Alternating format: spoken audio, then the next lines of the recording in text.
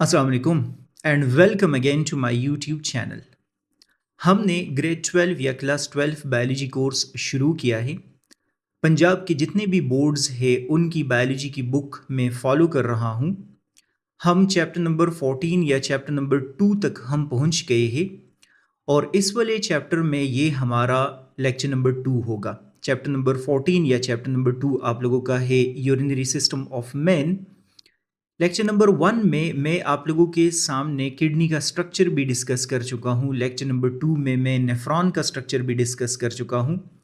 हमने इस वाले लेक्चर में डिस्कस करना है कि किडनीज को ब्लड कैसे सप्लाई होती है।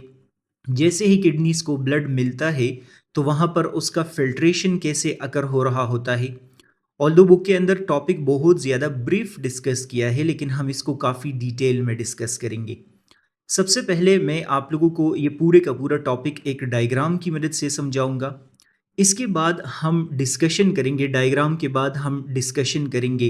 एक फ्लो चार्ट की मदद से हम इस टॉपिक को समझेंगे और फ्लो चार्ट के बाद मैं आप लोगों को एक और डायग्राम बनाऊंगा, दिखाऊंगा और उसके बाद हम पूरे के पूरे टॉपिक को नोट्स की मदद से अंडरस्टैंड करने की कोशिश करेंगे। तो बुक के अंदर बहुत ज़्यादा ब्रीफ है लेकिन आप लोग इसको बहुत अच्छे से अंडरस्टैंड करने की कोशिश कर ले। देखते हैं कि यहाँ पर क्या लिखा है और किस अंदाज में टॉपिक जो है वो एक्सप्लेन किया है। हम आगे बढ़ते हैं और डायग्राम की मदद से टॉपिक को अंडरस्टैंड करने की कोशिश करते हैं। ये डायग्राम आप लोगों ने गौर से देखना है। मैंने यहाँ पर एनिमेशंस वगैरह ऐड नहीं किए। कोशिश मैंने की है कि इसको मैं ब्रीफ लिख लूँ ताकि टॉपिक की आप लोगों को बहुत अच्छे से समझ आ जाए। सबसे पहली बात तो आप लोगों ने ये याद रखनी है कि हमारी जो किडनीज है वो बहुत बिजी ऑर्गन्स होते हैं। आप लोग डिस्कस करेंगे कि हमारे बॉडी का 20 to 25% जो ब्लड होता है वो हर वक्त किडनीज के अंदर मौजूद होता है। इस वजह से ये ब्लड किडनीज के अंदर हर वक्त मौजूद होता है ताकि उसकी बहुत अच्छे तरीके से फिल्ट्रेशन हो। ब्लड को हर वक्त आप लोग याद रखेंगे क्लीन किया जाए। इसी वजह से आप लोग कंसिडर करेंगे कि 1/4 या 1/3 ऑफ द ब्लड जो है वो हर वक्त हमारे किडनी के अंदर रहता है और वो बाकायदा किडनी में इंटर होता है और वहाँ से रिलीज होता है ताकि वो मुसलसल क्लीन होता रहे, फिल्टर होता रहे और हमारी सर्वाइवल होती रहे। हमने यही डिस्कस करना है कि ये क्लीन कैसे हो रहा होता है, फिल्टर कैसे हो रहा होता है। तो स्टोरी शुरू होती है एक लार्ज ब्लड वेसल से और इस ब्लड वेसल को आप लोग नाम देते हैं रेनल आर्टरी। ये वाला जो रेनल आर्टरी आप लोग देख रहे हैं ये सबसे पहले किडनी के अंदर ब्लड लेके जाता है। तो आप लोग देख ले कि ब्लड के अंदर बहुत सारा वेस्ट मौजूद है और ये सारे का सारा ब्लड किडनी के अंदर क्या हो गया है, इंटर हो गया है। जैसे ही ये रेनल आर्टरी यहाँ पर किडनीज के अंदर चला जाता है तो आप लोग डिस्कस करेंगे कि ये बहुत सारे ब्रांचेस बना देता है। जिस तरह आप लोगों को इस डायग्राम में ये रेड कलर के नज़र आ रहे हैं, ये तमाम के तमाम ब्रांचेस कहाँ से इमर्ज हो गए हैं, ये इस रेनल आर्टरी से तमाम के तमाम ब्रांचेस इमर्ज हो गए हैं। याद रखना है आप लोगों ने ये जितने भी ब्रांचेस मौजूद है जो अभी मैं हाईलाइट कर रहा हूँ, ये वाला है, इसके साथ साथ ये वाला ब्रांच है, इसके साथ साथ ये वाला ब्रांच है। इन तमाम के तमाम ब्लड वेसल्स को जो कि पिरामिड के साथ गुजर रहे हैं, पिरामिड के क्लोज जाके गुजर रहे हैं, इन ब्लड वेसल्स को हम बोलते हैं इंटरलोबर आर्टरी। ऑल्दो बुक के अंदर इसका जिक्र तो नहीं है और मैं भी चाहता हूं कि आप लोगों को ये याद ना हो, लेकिन सिर्फ और सिर्फ टॉपिक को समझने के लिए मैं आप लोगों को चीज़ें दिखा रहा हूं ताकि जो पर्पस है वो पूरा हो जाए और रिमेनिंग टॉपिक की आप लोगों को समझ आ जाए। सो रेनल आर्टरी किडनी के अंदर इंटर हो गया और वहां पर वो डायरेक्ट ब्रांचेस में डिवाइड हो गया और डिवाइड होके उन्होंने और वेसल्स बना दिए, ब्लड वेसल्स बना दिए। इन ब्लड वेसल्स को हम बोलते हैं इंटरलोबर आर्टरी। इंटरलोबर आर्टरीज को अगर आप लोग नोटिस करेंगे तो ये आगे बढ़ते हैं और यहाँ पर एक आर्क बनाते हैं या आप लोग देख ले यहाँ पर एक कर्व बनाते हैं। सो रेड कलर के जितने भी आप लोगों को आर्क नज़र आ रहे हैं ऐसे या ये कर्व नज़र आ रहे हैं, इस वाले ब्लड वेसल को हम बोलते हैं एर्कोवेट आर्टरी। सो ये वाला जो आप लोगों को ब्लड वेसल नज़र आ रहा है ये भी एर्कोवेट आर्टरी है। ये जो आप लोगों को ब्लड वेसल नज़र आ रहा है ये भी एर्कोवेट आर्टरी है, ये भी एर्कोवेट आर्टरी है। रेड कलर के तमाम एर्कोवेट आर्टरीज है। अगर इनकेस इन एर्कोवेट आर्टरीज को अगर आप लोग नोटिस करेंगे तो यहाँ पर इससे और ऊपर की तरफ ब्रांचेस एमर्ज हो रहे हैं। ये वाले ब्रांचेस जो रेड कलर के आप लोग अभी नोटिस कर रहे हैं, इन ब्लड वेसल्स को हम बोलते हैं इंटरलोब्यूलर आर्टरीज। ये तमाम के तमाम क्या होते हैं? इंटरलोब्यूलर आर्टरीज होते हैं। अगर आप लोग इस इनकेस इस वाले डायग्राम में देखेंगे तो ये पूरे का पूरा क्या है? ये इंटरलोब्यूलर आर्टरी है। सो ये मेरे पास हो गया है, सपोज करते हैं for while inter Lobar artery. ये इंटरलोबर आर्टरी यहाँ पर बना देता है एर्कोवेट आर्टरी। ये एर्कोवेट आर्टरी यहाँ पर बना देता है इंटरलोब्यूलर आर्टरी।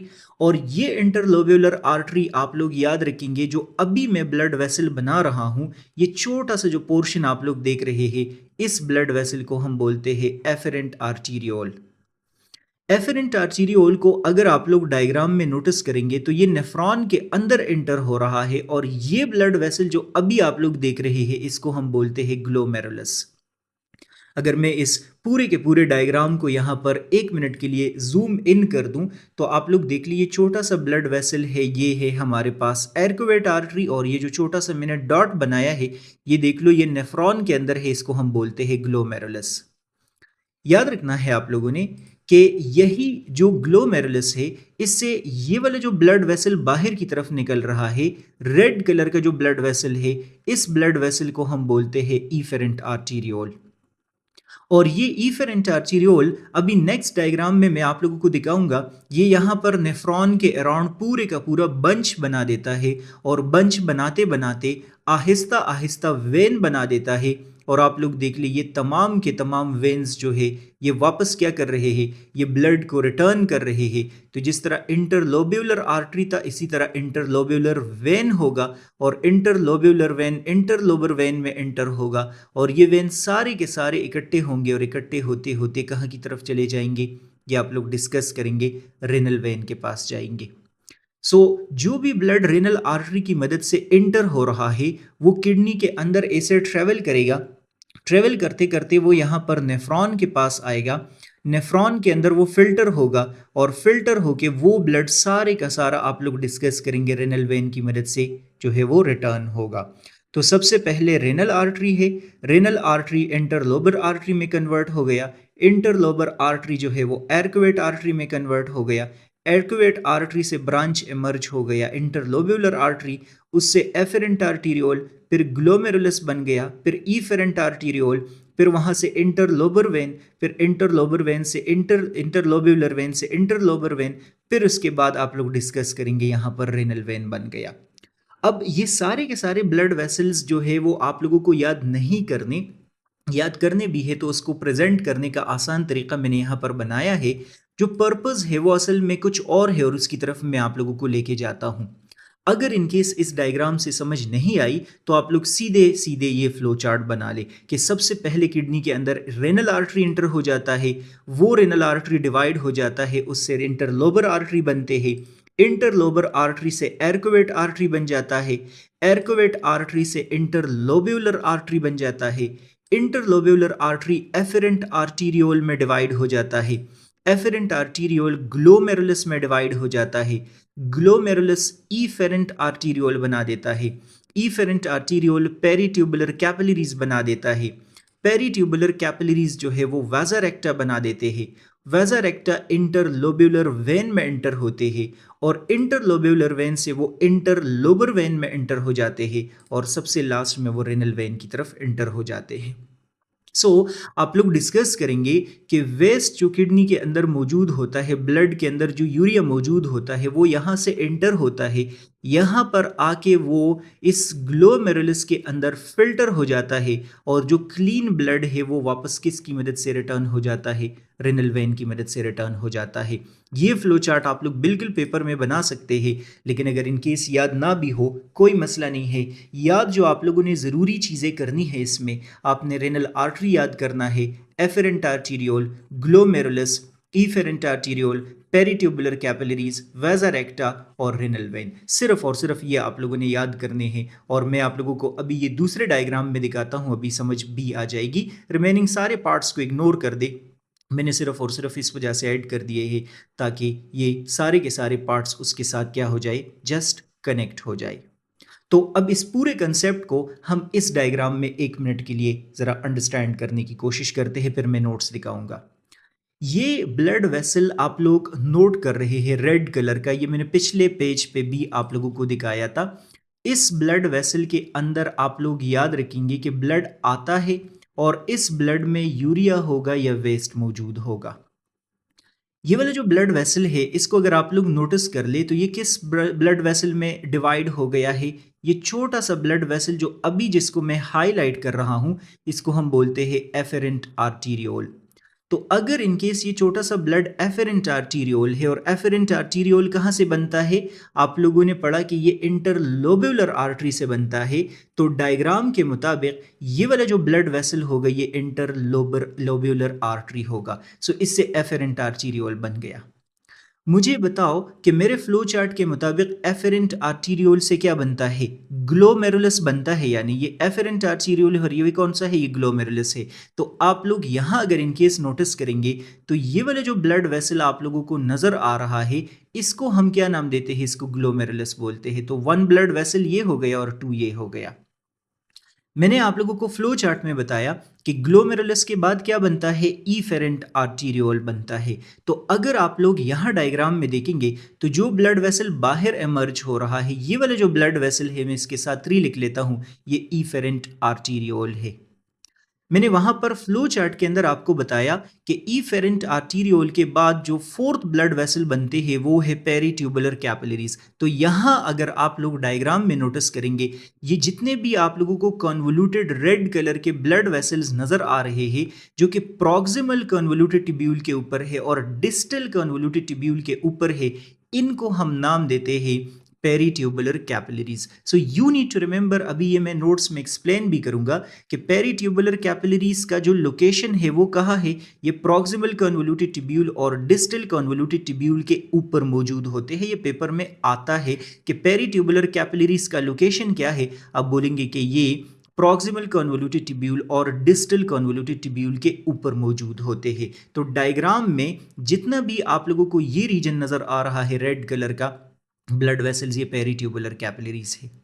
और मैंने फिर क्या बताया कि पेरीट्यूबुलर कैपिलरीज से क्या बनता है, वेजा रेक्टा बनता है। सो वेजा रेक्टा के बारे में आपको पता होना चाहिए कि ये जितना भी आप लोगों को नेटवर्क नजर आ रहा है, पूरे का पूरा जो कैपिलरीज का नेटवर्क नजर आ रहा है लूप ऑफ हेनले के ऊपर, इसको हम क्या नाम देते हैं, इसको हम वेजा रेक्टा नाम देते हैं। ये यहां पर मैं इसके साथ 5 लिख लेता हूं।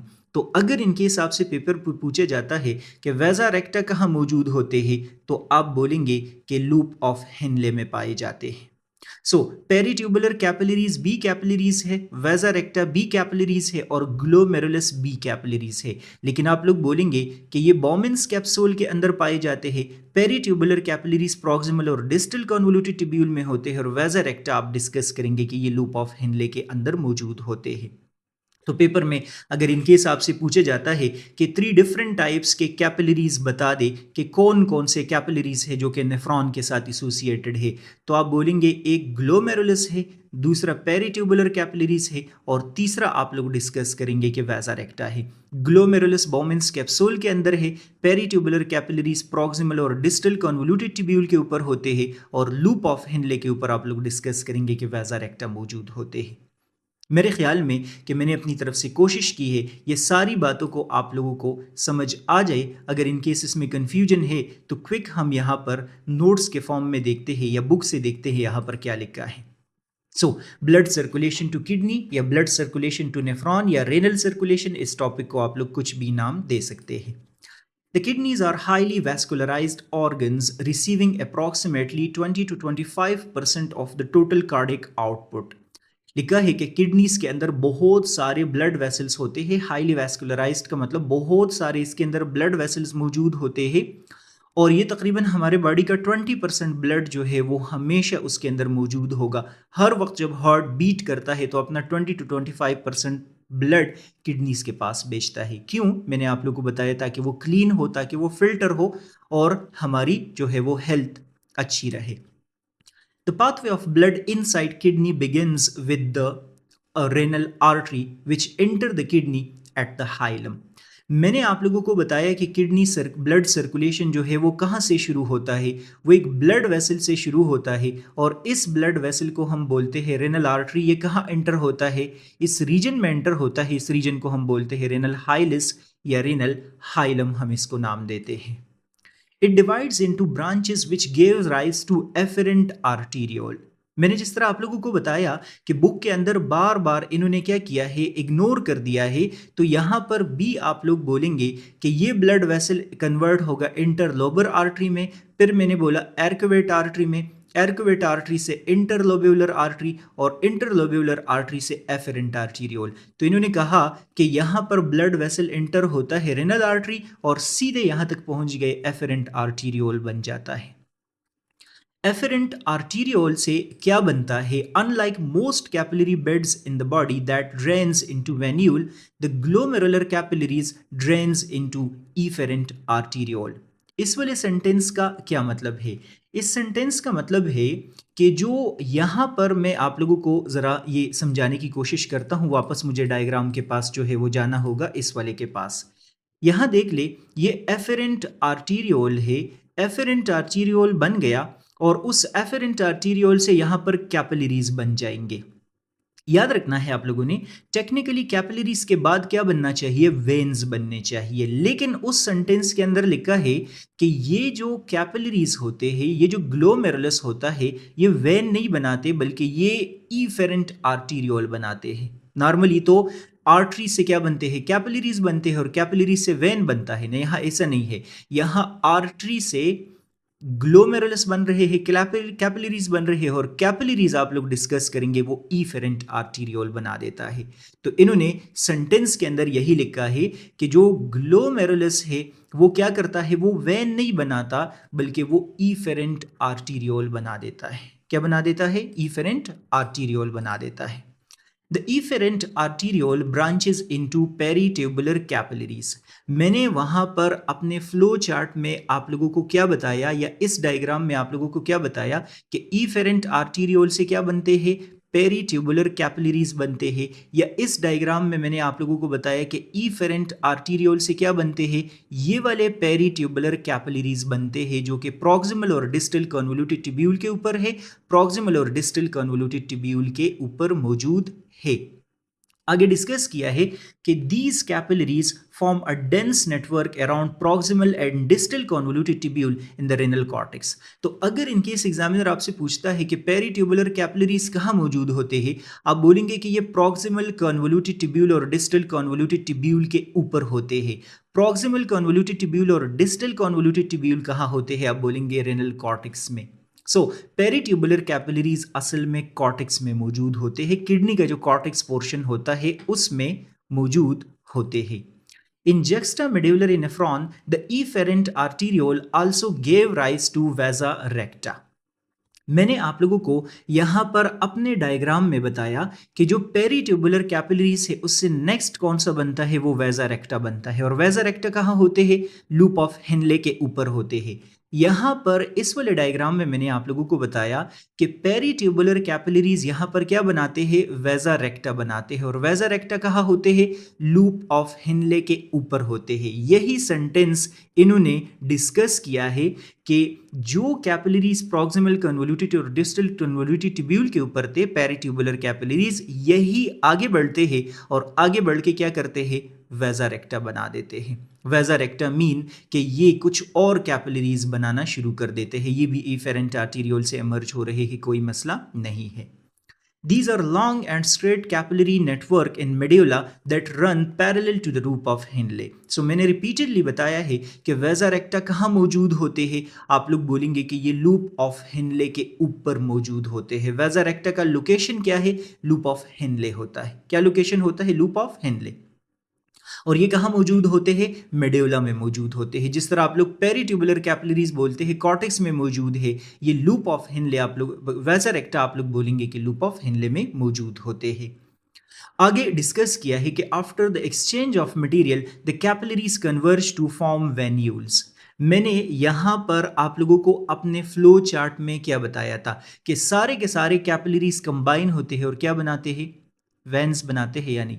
तो इन्होंने क्या डिस्कस किया है, इन्होंने डिस्कस किया है कि ये सारे के सारे कैपिलरीज एक दूसरे के साथ कंबाइन होते हैं और क्या बना देते हैं, वेन्स बना देते हैं।